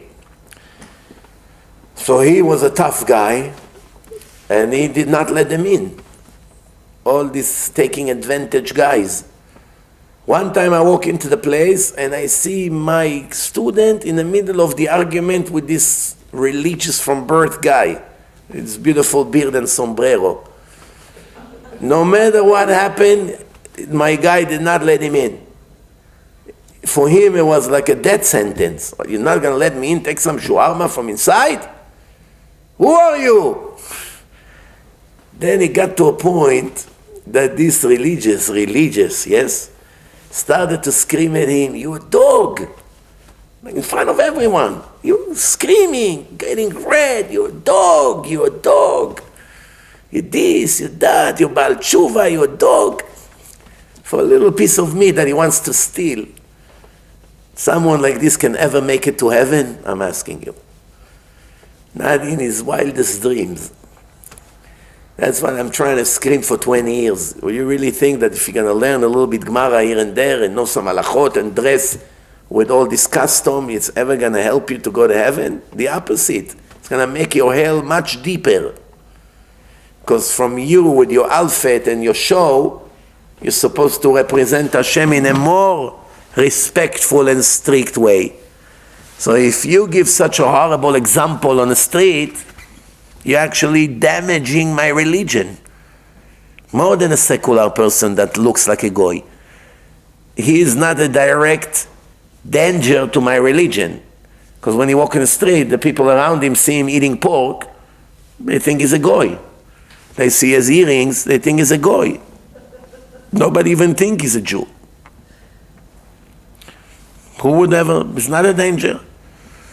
But you, when everyone see how you behave for trying to break the rules, and when someone does not let you, this is how you behave, what kind of a message you send to the teenagers, to the people?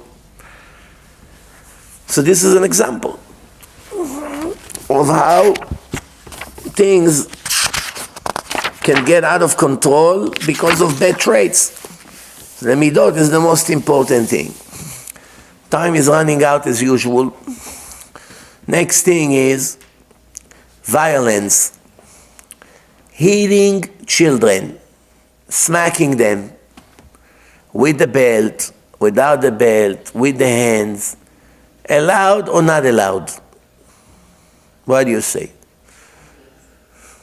Well, in the regime of Obama, it's worse than a murder if you give a little patch to the back of your kid. Already they sentence you like a murderer. I'm asking based on the Torah, allowed to give a patch to a kid or no? What do you think? So King Solomon wrote this famous sentence, Chosech shivto soneh bno. Meaning, if you spoil your kids and never give them any smack, and you're not strict with them, then it's a sign you hate them. If once in a blue moon, not every day, every hour, every once in a while when they really do something bad, you give a smack, that's a sign you love your kid. Some parents today in the religious world, they love this sentence very much. Spare the rod and spoil the child. Yes, why? I tell you what. Yeah, well, very nice. So some parents, they love this sentence very much. It's a key to the treasure room for them. Every time they punch their kids non-stop from morning to night, when someone says something, hey, excuse me, don't you think you're abusive? You know, you're killing the kid. What? You know better than King Solomon? They have a good lawyer. King Solomon, the smartest person ever lived. Let's see if they really understand King Solomon or not. When is a person allowed to hit? How much is allowed to hit? For what reason to hit? Let's see. Before a parent gives a smack to a kid, does he stop himself to think maybe it's only gonna make things worse? Maybe it will humiliate the kid? Maybe it will make the kid wants to rebel? Maybe it will make guilty feelings? Maybe the parent hit the kid to get rid of his own guilty feelings. Parents sometimes has a guilty feelings that this kid ended up like that, doing what he just did. So to get rid of his own guilty feeling, he come and smack him. How will a parent use this tool of giving a smack once in a blue moon to actually achieve something, an improvement, if it's bichlal permitted in this generation? So right away I can tell you already, 23 years ago when I started to give lectures, I used to say things, and today I say the opposite of what I said back then when it comes to this. The reason is, it's not because 23 years ago I was mistaken and now I'm fixing my mistakes. No. 23 years ago, the kids of then and the kids of today is a whole totally different story.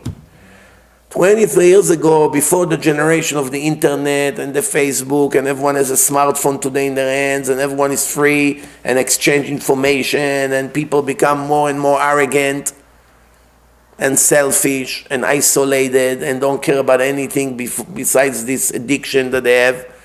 That was one thing. If you gave your kid smack, it was enough for him to know, let's not play with fire. Today, the chance that a smack will help today is mamash very, very small, maybe zero. Most of the time, it will make more damage. So the chance that he will help is lower than the chance that he will make more damage. So why taking a risk? It's just not helping. I see myself. Parents that hit their children, usually it ends with disaster. That some of these kids ended up as heroin addicts, or big criminals, or they in jails, or they left religion and they became totally secular, they marry goyim. As strong desire of revenge. Because today it's all about ego. Now you may ask me, wait a minute, You know better than the Rambam? You know better than King Solomon? You know better than Chazal? King Solomon say to hit. Chazal say to smack. The Rambam say to smack once in a while. Why are you coming now? You want to make a new Torah? Are we becoming conservative and reforms? The answer, no, absolutely not. No one is allowed to change one tiny letter from the Torah or from the Gemara or from any other book. There's only one thing.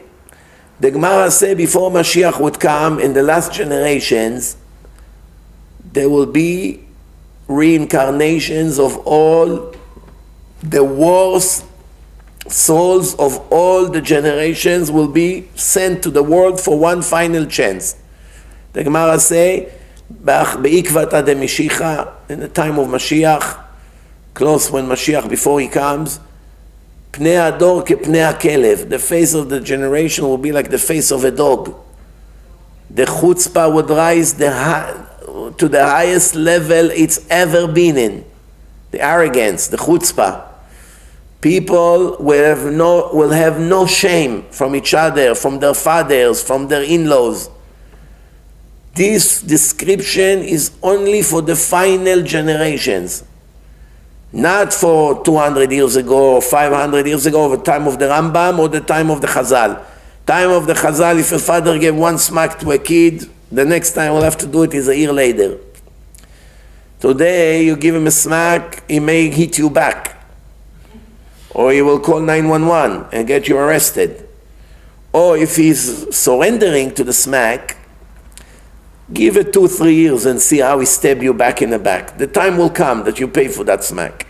So you achieve nothing. So what's the point of ego? You want to be the tough guy? You want to break him? Many of them run away from home. You can sleep in the parks for a month. You can sleep in shuls, in cars. You can get arrested.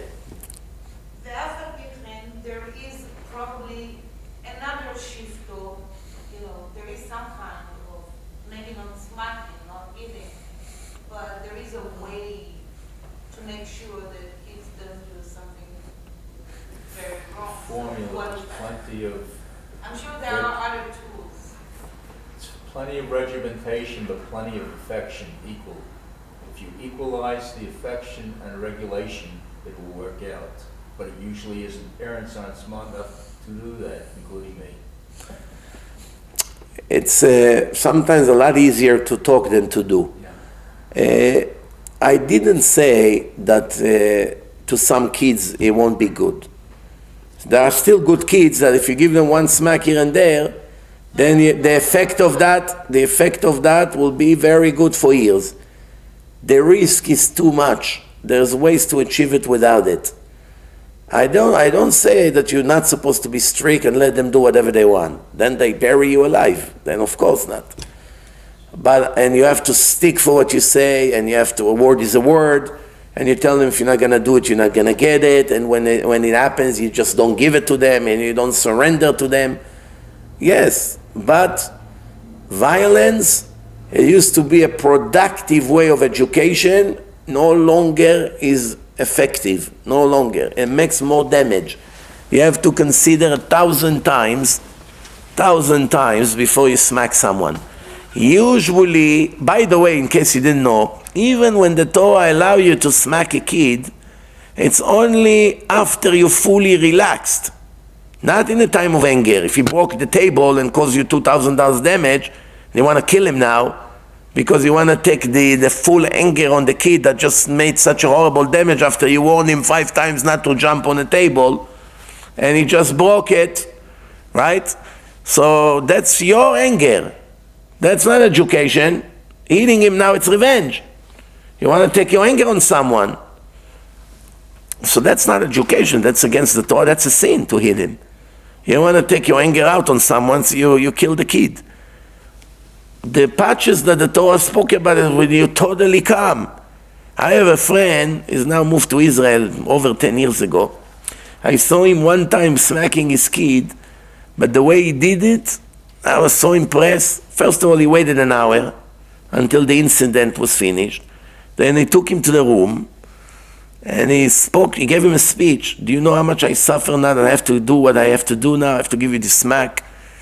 But I'm only giving it to you because, I want you to understand that what you did is very wrong.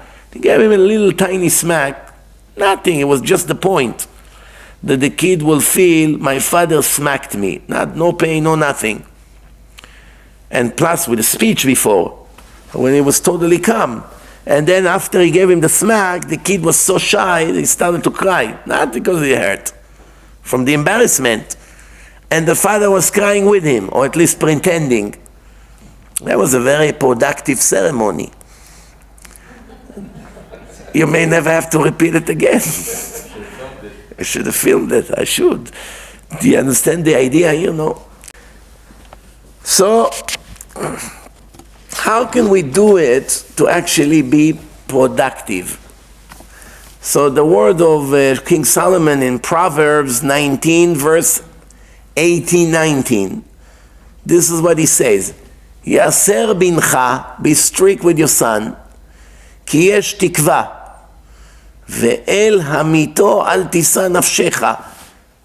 Be strict with him because there is hope. But don't push to kill him, like to go to such a negative direction. Gedol chema nose onesh, ki im tatzil ve'od tosef. Let's see a little bit translation on this whole verse, because the language of King Solomon is almost like trying to understand Chinese. It's very, very ancient, very complicated words, and without the commentaries, there's no way to understand a verse. So it says like this. First thing, the Gaon Mivilna explained, the only permission to eat is only when you see that it will have hope to correct the situation. If there's no hope, it won't help, or the situation cannot be fixed anymore, that's it, it's gone. The situation cannot be fixed, there's no point of eating. Eating is not for the purpose of revenge. It's for making things better, and if there's no hope, you're not allowed to do it. Here you go. Sometimes, not only you cannot make things better, for sure you'll make it worse, then you don't have permission to eat. אבל לא תמיתהו, אלא תכהו מעט. Don't kill him. A little bit, very little. How many patches? It's halacha. You're not allowed to give too much. How strong they should be. No, that it says מעט מעט, little by little. That it barely hurts בכלל. The rabbi argue, when a father hit the kid too much, more than what he was allowed, is he breaking the rules of the Torah of Pen Tosif? The Torah says you're not allowed to do more or less than the obligation that Hashem gave you. Meaning, Hashem say to put 1 mezuzah at the door, don't put 5. Hashem say put 4 chapters in a tefillin, you want to add another 4. Make it 8 chapters. Better, no? The more Torah inside the box, the better it is, no? I put the 4 you told me. There are 4 other holy chapters in the Torah, I want to add it. Why not? You make the tefillin pasul. It's not kosher at all. Not allowed to say bracha if you add. If you add an extra word, it's not kosher. Why? Because the Torah say, bal tosif. So if you're supposed to give X amount, if you have a criminal come to the Jewish court and he's supposed to get 39 times with a whip, what happens if you give him 40? You're a criminal. You actually broke the rules of the Torah.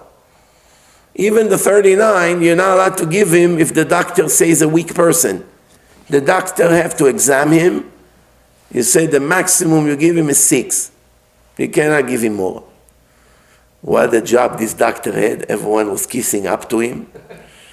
See him on the shul. Hi doctor, how are you? Everyone wants to be his friend. Just remember me. One day when I come, they're catching me, it's doing something wrong. See how weak I am? Remember me. I can barely pick up something from the floor. So, maybe it's breaking the rules of the Torah. Isur d'oraita. Sometimes a parent wants to do a mitzvah of education, which is chinuch, also it's important from the Torah, and at the same time they break the rules of the Torah. Imagine this, you come to eat matzah on Pesach, but this particular matzah that you bake was more than 18 minutes, the dough, and it rised. So the matzah became chametz.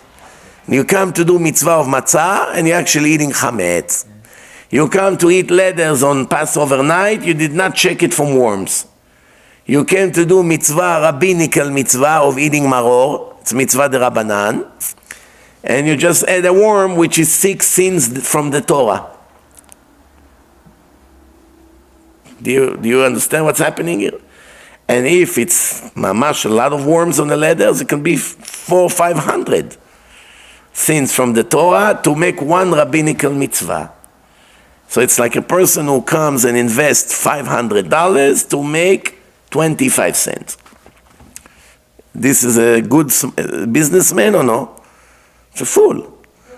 You want to do mitzvah de Rabbanan only on a condition that it doesn't cause you to do Isurei D'Oraita. You don't check the leathers, better don't eat maror. What do you mean? It's mitzvah to eat maror. You have to clean the leathers before. You eat it with the worms, tiny microscopic worms, greens all over, walking, traveling, making a party. Put a piece of leathers on a white sheet and come back 3 hours later. See how many green dots you have on the sheet. You don't see it when it's on the leathers, it's green. With a magnifying glass, you see. They say hello to you. You know? One person went to a kosher place, supposedly, and they served him in Tel Aviv, full big snail inside the leather salad. Huge snail. You had to see how big it was, bigger than 2 quarters combined. How did it penetrate the salad? You understand? People don't know how much they eat, how many worms they eat every time they eat salad without checking the greens. So, if you see that your anger rising and you cannot hit him a little and weak, better you forgive him totally, don't touch him. You give him 2 hard smacks for his age, you're breaking the rules. It's supposed to be educational. No, a little bit on the hand. No, big deal, it's no pain. If he cries, it's from the embarrassment, not from the pain. It's no child abuse. You give him a little bit, that's enough. What's the idea? What, to make him suffer, to make him feel pain? Physical pain? That's the reason of eating? No. It's the humiliation. It's when you put him in a situation that he's so embarrassed that his father had to give him such a punishment, which it happens once a year. Usually he talks with me, and this time he had to give me a smack on the hand, meaning I crossed the line. That's the message that it sends to the brain. So, it says if you cannot hit him a little bit, or you were too angry, you must forgive him. Why? Because when you're under anger, you cannot control what you're going to do. Right away, 99.9% of the time parents hit their children, it's breaking the rules of the Torah. Today, because it's with anger, it's too painful, and it's too much. And sometimes there's no hope to make things better, so they break all the rules. If none of the above is correct, you're not allowed to touch him. You know, we saw in this parasha that the Egyptians were hitting the frogs. There was one frog, they hit them, it became more, and they hit it again, it became more and more. The more they were hitting them, the more they split and become more and more and more. That's how it became into billions. Billions of frogs. The Stipler asked, I don't understand. If somebody hit a frog and it becomes 2, and he hit another one, it becomes 2, and he hit another one, it becomes more and more, and 10 and 20 and 50. Why are you eating them? You're damaging yourself. More frogs in the house, more noise, jumping all over. The answer is, when you get to a situation of full anger, You do not control your actions and the logic does not work. That's how most of the people kill. Most of the murders, it's not planned murder. It's in a moment of heat and anger, in a gas station, fighting for parking, fighting for a woman, in a bar, pushing, stealing business from each other, moment of anger. It's not cool, planning, wait a month until he arrives to town. Most of the murders is a heat of the moment. And a minute later, the murderer is mentally destroyed. What did I do? What have I done? I messed up my life. Even if he got away and the police doesn't know it's him, he sits at home a week and cry.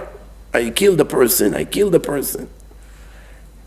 The anger make a person lose his logic, that's it. It's not him anymore, it's the Satan took over.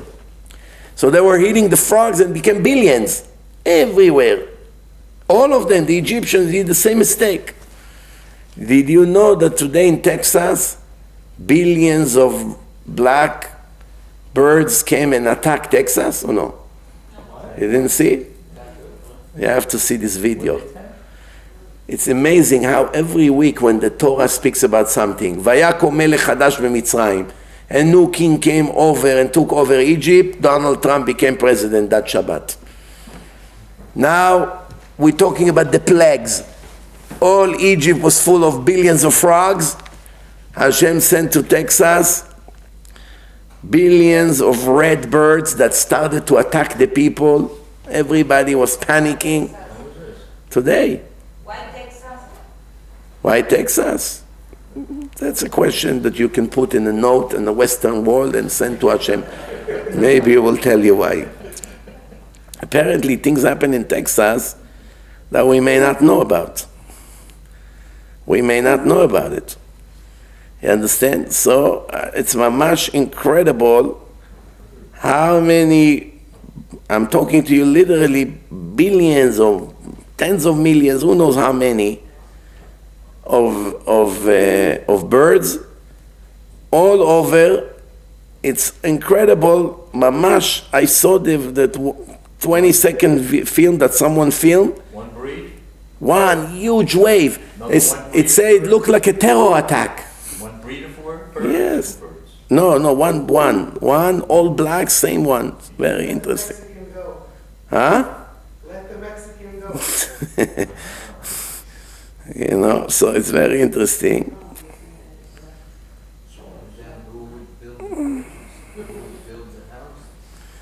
I'm trying to find it, I can't. Okay, no, I saw it a few hours ago. Someone sent it to me. You know, okay, anyway, you had to see how all the streets, all the air, everything was covered with black birds like crows. Everywhere, attacking people on the street, attacking cars. Hard to believe, mamash like a wave, like, storm, how a hurricane comes. Everything black from all over. Unbelievable. Not to talk about noise of shofar every day in a different city in the world. Nobody understands already for a year. All of a sudden you look up to the sky, you hear voices of shofar everywhere, loud siren coming from heaven. Nobody understands. Russia, Ukraine, Israel. There's a video that someone filmed in Jerusalem. Mamash, noises, mamash with the cell phone. Everyone looks up, nobody knows where it comes from. Hard to believe. So, conclusion of all this, everything I said, the Gaon Mivina lived 250 years ago, or even 200 years ago. Back then it was still acceptable to hit kids. Today, first of all, it's against the law of the states, almost everywhere. And even in conservative places, when they still do it, I say to you, from experience of what I've seen, it's not productive anymore. It can make more damage than help. Definitely not if it's in front of people. If you smack your kid in front of his friends, bichlal, it's like a death sentence. You embarrass him in front of people. Today, if you kiss your son in front of his friends, it's a death sentence. If you kiss him in front of his American friends, your father, he came, he kissed you. What happened? If you come to kiss you, if your son play with all the kids, or the mother or the father come, Itzi, come, mwah, mwah, let me give mommy a kiss. In front of all the friends, forget about it. Also, if you call your kids with weird names, even holy names from the Torah today can destroy their life. Do you know if Tel Aviv, if you call your daughter Yocheved, what would happen to you? The girl will be devastated. It's one of the holiest names in the Torah. Yocheved. Nothing is wrong. In Israel, the secular Israeli Tel Aviv, it's an old-fashioned, ancient name. So they make fun of her non-stop. It's like calling your son in America Eugene. What's wrong with Eugene? For me as Israeli, it's a very nice name. Someone told me, you're crazy, Eugene? Yeah, call your son Eugene. What's wrong with Eugene? It's the name of a nerd. Go and understand Americans. What makes them decide that this name is good? Is the same thing in Israel. You want to call your daughter names from the Torah that are, some of them are not acceptable anymore in society. So they don't like it so much. Tell a couple from Tel Aviv to call their daughter Rivka. No. Rabbi, come on, give me a modern name. A modern name they want, something modern. Huh? They call them Emily in Tel Aviv. Emily, Tom. What's the most common name in Israel? Who knows? Everywhere, Muhammad. When you go to a Satmar shul, what's the most common name? Yoeli. Yoeli. Yoeli, Yoel. Rav Yoel Misatmer. The chief rabbi of Satmar was Rav Yoel Misatmer. So everybody called his son after the tzaddik. If you go to Breslev, what's the most common name? Nachman. And what's the second common name? Natan. He's a student. Rabbi Nachman and Rabbi Natan. So if you come to a Breslev shul, you scream, Nachman! You have 1,000 kids, 500 of them scream, what? You scream, Natan! The other 500, what? And if you scream, you want to call the girls, you don't need to ask her what's your name. Every girl over there, her name is Feigi. The mother of Rabbi Nachman. Feiga. Rabbi Nachman ben Feiga. So they all call their daughters Feigi, Feiga. This is how it goes in certain places. You have one hero, same thing by the Arabs. Every other Arab wants to call at least one of his kids Muhammad, after the prophet, that apparently was not a prophet and didn't even know how to read and write. Most of them don't know that part, that he never gave one prophecy, and even to read and to write he didn't know. But that's off the record. Now,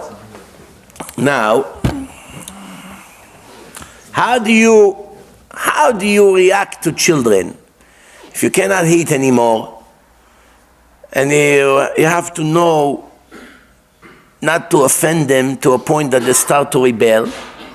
So you have to first know each child. Not every child reacts the same. Each child, you have to check what's good for him and what's not. Some kids, even one smack in a lifetime will not be good for them. So you have to do things that helps to educate the children. For instance, give prizes. Give them respect. People love respect. When you give them respect, they reply with gratitude, huge gratitude. Meaning, if you speak very highly about someone, and 2 years later this person has to comment about you, and he knows you did something wrong, he won't be able to be objective. because you gave him so much honor and compliments and you spoke very highly of him, immediately take your side. Immediately take your side. You understand? Why is it? This is the nature of people. I remember when I was 17 years old, I had an accident. 1 week I was driving, already an accident. So I came to the court. Now I'm in the elevator. One man walked into the elevator. Dark, look, Iraqi Jew. I had no idea who this guy is. But you know, you stand in the elevator and someone walks in. It's a little bit hard not to say hello. I was 17. He walks in. Hi, ma shlomcha? Shalom. I said to the man. And he answered me friendly. Shalom. 2 minutes later, I see he's my judge. You had to see, he was actually the whole trial, he was my lawyer.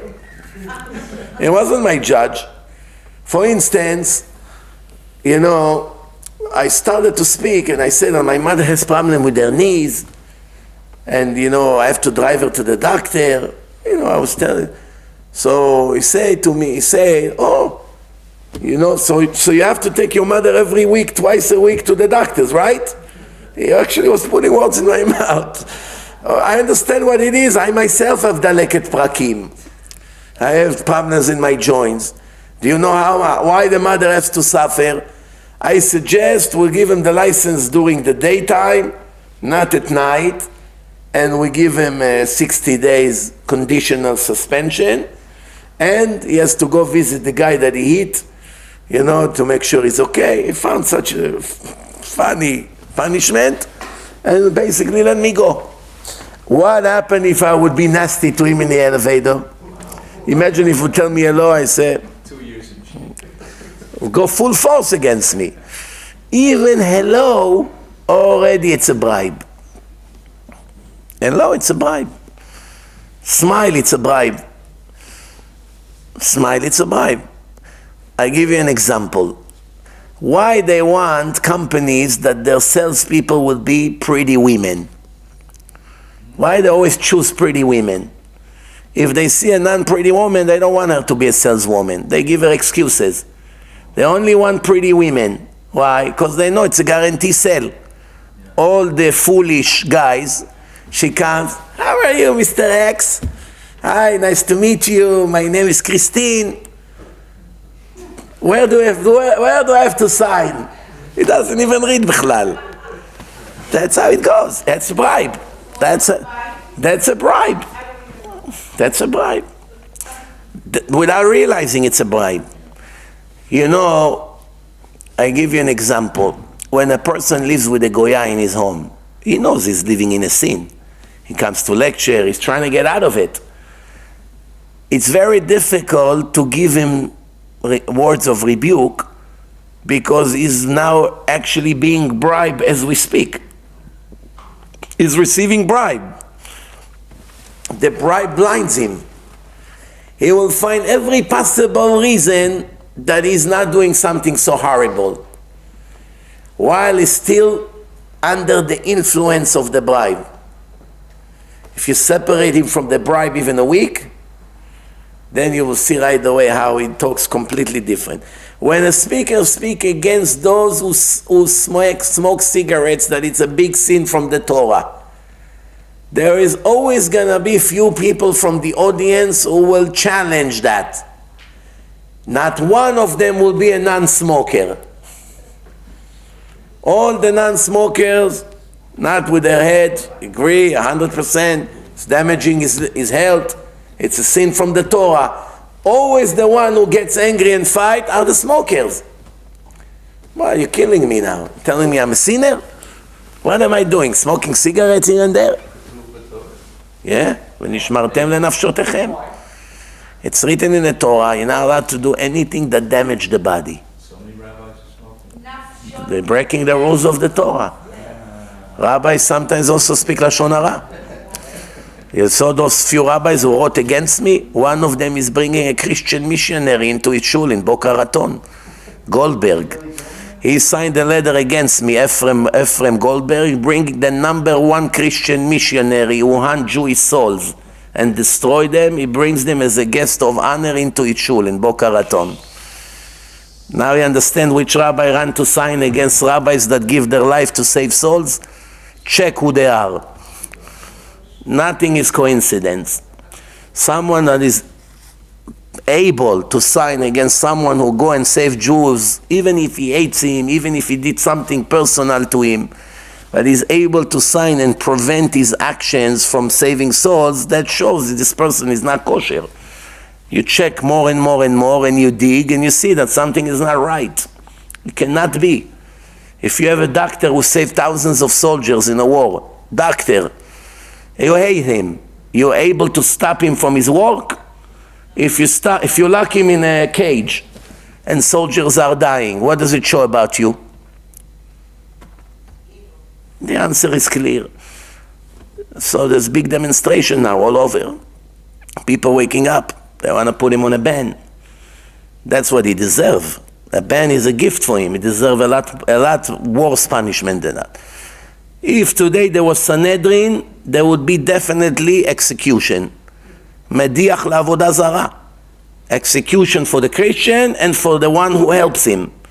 Someone who influenced Jews to follow idols or idol-worshipping religion, or even makes a connection between Jews to an idol-worshipper preacher, even if the preacher won't speak today about Christianity, about different topic, about math, about sport, about who knows what.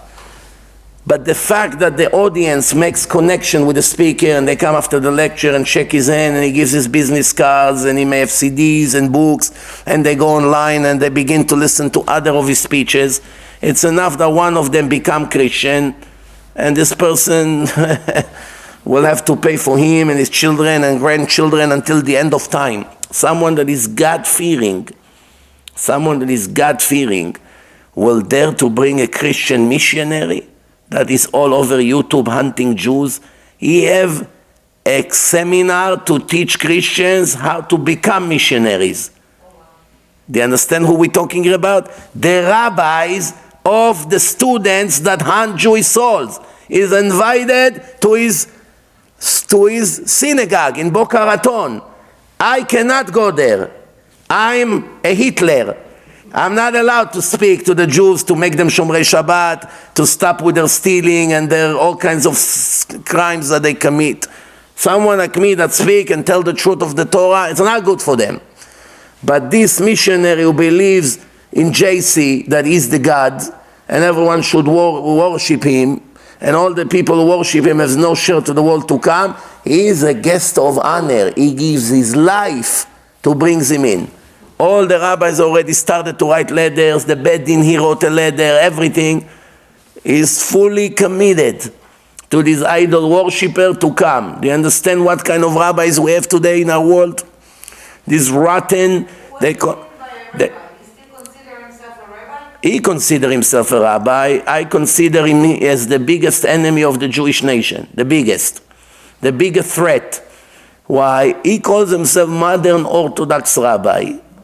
Is much more dangerous than Reform rabbis, gay rabbis who marry men. Why? When you have a Reform rabbi, everybody normal knows to be careful from him. There's nothing to do with religion. It's not even religious. But someone that some of the community thinks is a real rabbi, he comes, he teaches about Parashat HaShavua, he walks with the yarmulke, perhaps a tzitzit, and people think he's a rabbi, he's an Orthodox rabbi, and he does such things. The danger is 1,000,000 times worse because no one knows to be careful from such an enemy. That's the problem. And that's why half of his community are asleep. They don't even care. Someone told me he wrote letter to many of his communities. Do you know what was their reaction? What was their reaction? They don't even know him. They worry about the Super Bowl. Super Bowl is coming right now. That's what's on their mind. That's the chatting over there. Nobody even cares bichlal. That's how sad the situation of some of these modern communities are. They hate to hear it when I say it. I can care less what they feel. I only care what Hashem wants. And Hashem said, that's the truth, and you are living against the truth. And I always say the same thing. The more education, secular education, the less religion. That's it. That's a rule. You can argue, you can debate it. The more secular educated people there are, educated people, the less religion you find in a place. Sad as it is, there's no other way to explain it. The more people are brainwashed by the secular institutions, they become lawyers and doctors and judges and who knows what, the less love they have to Hashem, the less they keep Torah and mitzvot. That's how you should know it. Unless they study in Yeshiva University. It's also a university. It's not as bad as other universities, but it's still a university, and many corrupted people came from there. Many. Some of them signed that letter. They have a degree from that university. Anyway, I want to conclude, Be'ezrat Hashem, we concluded now the chapter 7 of this series. We spoke about healing and all these things when it comes to children and building their confidence. Next week, Be'ezrat Hashem, we're going to speak about some very interesting things. Some of the advices from Rav Elyashiv, the difference between a man to an angel, the foundations of conscience, many of very interesting things with some interesting comments of the greatest rabbis ever lived. Next Monday, 8 o'clock. Baruch Adonai Leolam, Amen ve'amen.